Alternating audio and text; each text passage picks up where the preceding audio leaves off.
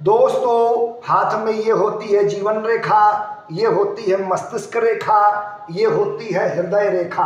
हाथ में ये होता है शनि का पर्वत, और हाथ में ये होता है गुरु का पर्वत, और हाथ में ये होता है शुक्र का पर्वत।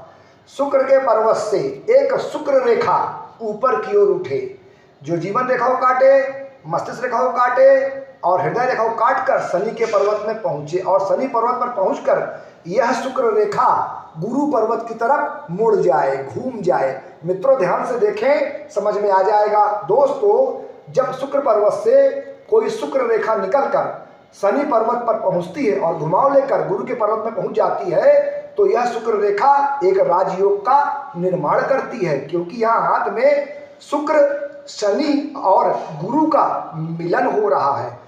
शुक्र सुख सुविधा का ग्रह है, लग्जरी का ग्रह है।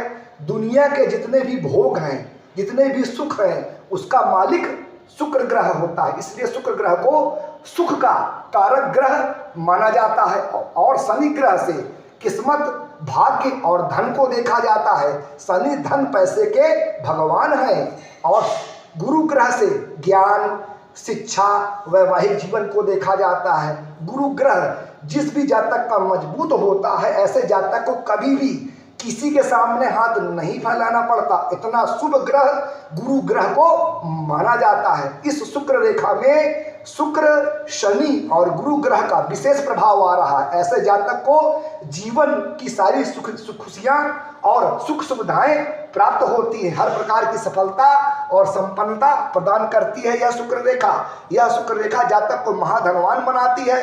नाम, दौलत, शोहरत सब कुछ यह शुक्र रेखा जातक को प्रदान करती है।